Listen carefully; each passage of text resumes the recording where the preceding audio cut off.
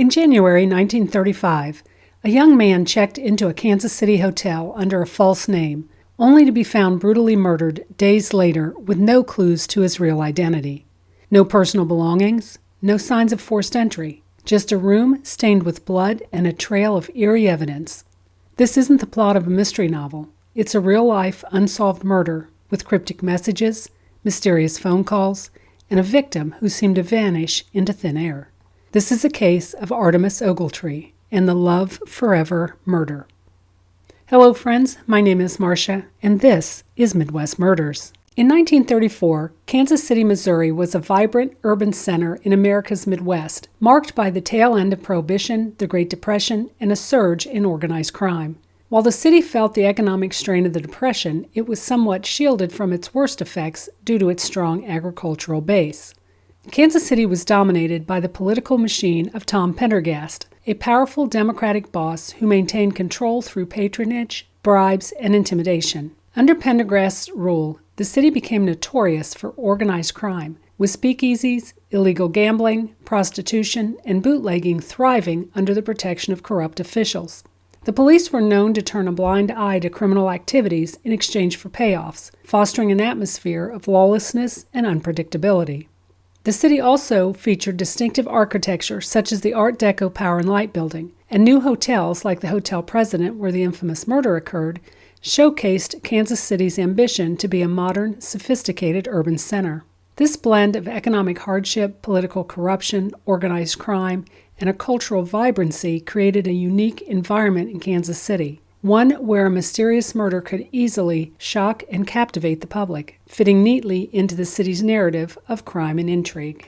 Artemus "Hip" Ogletree, age 17, was one of 3 children born to Leon and Ruby Ogletree. A high school football player, 5 feet 11 inches tall, a muscular 180 pounds with brown hair covering a prominent scar he received as a child, Artemus was interested in aviation, loved boats, and was known to be a quiet young man who was always reading. He lived with his parents, brother, and sister at 2124 Highland Avenue in Birmingham, Alabama. While his father was opposed to the idea, his mother supported Artemus's dropping out of Ramsey Tech High School in the spring of 1934 during his sophomore year to see the country. Believing his final destination to be California, Artemus took enough cash to cover his needs. When he ran short, his mother would send him what he needed. Family received letters from him postmarked from L.A., El Paso, and Portland. Later, he wrote from Kansas City, stating he had found a job as a board boy at one of the city's leading broker's office. The last letter the family received was shortly after Christmas, 1934. On the afternoon of January 2, 1935, a man checked into room 1046 of the Hotel President, located at the northeast corner of 14th and Baltimore Avenues in Kansas City, Missouri. He gave his name as Ronald T. Owen from Los Angeles. With no baggage in tow, he paid for his room in advance. 2 days later, on the morning of January 4th, at 7:10 a.m., bellboy Randolph Probst was sent to room 1046 to replace the telephone receiver, which had been off the hook and causing the hotel switchboard to flash. He knocked several times, hearing a male voice from within saying, "Come in."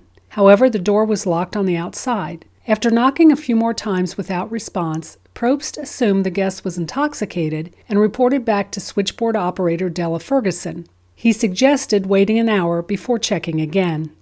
At 8:15 a.m., Della sent another bellboy, Harold Pike, to room 1046, as the telephone light was still flashing. Upon arrival, Pike found the door still locked and used a passkey to enter. In the dim light from the hallway, he saw Owen laying naked on the bed, apparently drunk, with what appeared to be dark stains on the bedclothes. The telephone stand had been knocked over and the phone was laying on the floor. Pike set the stand upright, placed the receiver back on the hook, and then locked the door behind him before returning to the lobby. He reported the incident to his supervisor, noting Owen's strange condition. Later that morning, between 10:30 and 10:45 a.m., another operator reported to Betty Cole, the head switchboard operator, that the phone in room 1046 was once again off the hook. At around 11 a.m., Randolph Probst was sent back to the room. The Do Not Disturb sign was still on the door. After knocking loudly 3 times without a response, Probst unlocked the door with his passkey and entered. Inside, he found a shocking scene. Owen was on his hands and knees, crawling toward the bathroom, with blood streaming from multiple wounds on his wrist, chest, and head. Probst immediately ran to get the hotel manager, Percy Tyrrell, who arrived at the room with his assistant, M.S. Weaver, and the hotel doctor, H.F. Flanders. By the time they all arrived, they could only open the door about 6 inches, as Owen had collapsed against it. Somehow, they managed to enter the room and immediately called the police.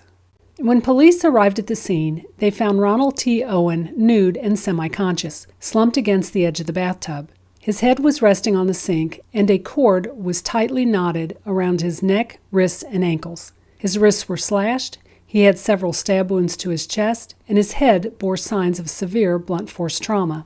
Reports vary on whether he was able to speak, with some reports claiming he was silent, while most accounts claim he muttered that he fell into the tub before losing consciousness. He was immediately rushed to Kansas City General Hospital, where he died from his injuries the following day. The police discovered evidence of a violent struggle in the room. Blood was splattered across the bed and the walls, and a trail of blood led from the bed to the telephone, suggesting Owen had attempted to summon help. The door was locked from the outside, the windows were securely fastened, and the telephone was again off the hook. 4 small fingerprints, believed to belong to a woman, were found on the glass telephone stand. All personal belongings were missing from the room, including the clothes Owen should have been wearing. The only items left behind were a hairpin, an unsmoked cigarette, a small bottle of diluted sulfuric acid, a safety pin, and a necktie label from Botany Worsted Mills Company, Passaic, New Jersey. Further investigation revealed that a maid, Mary Soptic, had seen a note in the room 2 days prior that read, "Don, I will be back in 15 minutes. Wait." The day before Owens' death, Mary was in the room cleaning when he received a telephone call. She overheard Owens say, "No, Don, I don't care about eating. I'm not hungry. I had breakfast a little while ago." Police concluded that the attack on Owen occurred between 4 and 5 a.m., well before the bellboy's initial visit at 7:10 a.m. that morning. Efforts to locate Owens' next of kin led to more confusion. The Kansas City police contacted the Los Angeles Police Department, only to find there was no record of anyone named Ronald T. Owen in Los Angeles. It quickly became apparent that Owen was an alias. The man's fingerprints were sent to the Justice Department's Bureau of Investigation, but no matches were found. With no one to claim the body for 11 weeks, a notice was placed in the local Kansas City paper announcing that Ronald Owen would be buried in a pauper's grave. Shortly thereafter, a mysterious man contacted the Melody McGilley mortuary, providing instructions for a proper burial and sending money to cover the expenses. The caller requested that Owen be buried near my sister at Memorial Park Cemetery. On the day of the funeral, 13 red roses arrived from Rock's Flower Company with a note that read, "Love forever, Louise."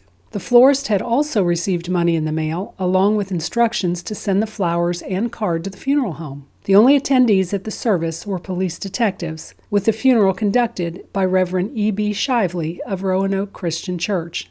Meanwhile, Artemus Ogletree's family received 3 typewritten letters purportedly from him. One was postmarked from Chicago and 2 from New York. One letter claimed he was sailing out of the United States and gave a forwarding address in Paris, France. Suspicious, the family turned these letters over to the police, noting the slangy tone was unlike Artemus and that he did not know how to type. His mother also provided 2 handwritten letters, one from California and another from Kansas City, written in his handwriting. Mrs. Ogletree wrote to the Paris address provided in the typed letters but received no reply. She also checked with steamship companies and found no evidence that Artemus had sailed out of the U.S. At the same time, she sent photos of her son to Kansas City police, reporting him missing. However, since the police initially believed their victim was much older, they did not connect him with Artemus Ogletree at the time. 4 months after the letters arrived, on August 12, 1935, Mrs. Ogletree received a strange half-hour long-distance call from Memphis, Tennessee at 6:45 p.m. The caller, who identified himself as Godfrey Jordan, claimed her son was in Cairo and had lost his thumb in a fight while saving Jordan's life, rendering him unable to write. The call was placed from a payphone, and the operator interrupted several times to ask for more payment. Both Mrs. Ogletree and the operator stated they would recognize the voice again, but tracing the call was impossible a year later when Mrs. Ogletree requested it. She believed the caller knew intimate details about the family, suggesting he was familiar with her son. Checks with steamship companies and consular authorities in Cairo produced no evidence of Artemus being there. Nearly 2 years later, in November 1936, a family friend saw a description of Owen in a newspaper article about unsolved murders. Recognizing the distinctive scar on the left side of his head, the friend alerted Mrs. Ogletree, who sent a photograph of her son to the local police. This was forwarded to Kansas City, leading to a positive identification of Artemus by his sister and physician. With the victim now properly identified, Kansas City police reopened the investigation. They discovered that Artemus had shared a room at the St. Regis Hotel in Kansas City with a man named Donald Kelsa for several weeks in October 1934. Kelsa was traced through several states, but his trail eventually went cold. Police also found that a man using the name Eugene K. Scott from Los Angeles had checked into the Hotel Muehlebach in Kansas City on December 31st. He checked out with a small black bag. Police concluded that the handwriting on the hotel register matched Artemis's when he signed in as Ronald Owen at the hotel president. Although Artemis's family believed he was traveling with 4 high school buddies, police learned that he had left home with only one companion, Joe Simpson, who had returned home after Artemis left California for Kansas City. In August 1937, a New York railway clerk spotted blood coming from a steamer trunk headed to Memphis. Inside, they found the body of Oliver Senecal. He had been murdered. New York authorities found that Senecal had been living with a man named Joseph Martin, who was subsequently arrested and convicted of the murder. During their investigation into Senecal's murder, police learned that Martin had several aliases, including Don Kelso, Joseph Marshall, and John Ogden. Could this be the Don referenced in the note and phone call witnessed by the maid? The murder of Artemus Ogletree remains one of the most puzzling, unsolved cases in American history. Despite the numerous clues, mysterious phone calls, typewritten letters, unknown fingerprints, and cryptic notes, his death is still shrouded in mystery. Who was the mysterious Don mentioned in his final days? Why did someone go to great lengths to fund his burial and send flowers anonymously? And who was the caller claiming to know intimate details about Artemis's life and whereabouts? The bizarre circumstances surrounding his death and the subsequent investigation have left more questions than answers. To this day, the true identity of the killer or killers remains unknown, and the motive for such a brutal crime is still a mystery. Over 85 years later, the case of Artemus Ogletree is an eerie reminder of how some secrets can go to the grave. As we look back on this chilling tale, we are left to wonder, what really happened in room 1046 of the hotel president that fateful night? And will we ever uncover the truth behind the strange and untimely death of a young man whose life was cut short under such mysterious circumstances? Thank you for joining me today as we explored this baffling case. If you have any thoughts, theories, or comments about what might have happened, please share them in the comments below. Until next time, stay curious, stay vigilant, and may the truth reveal itself in the shadows.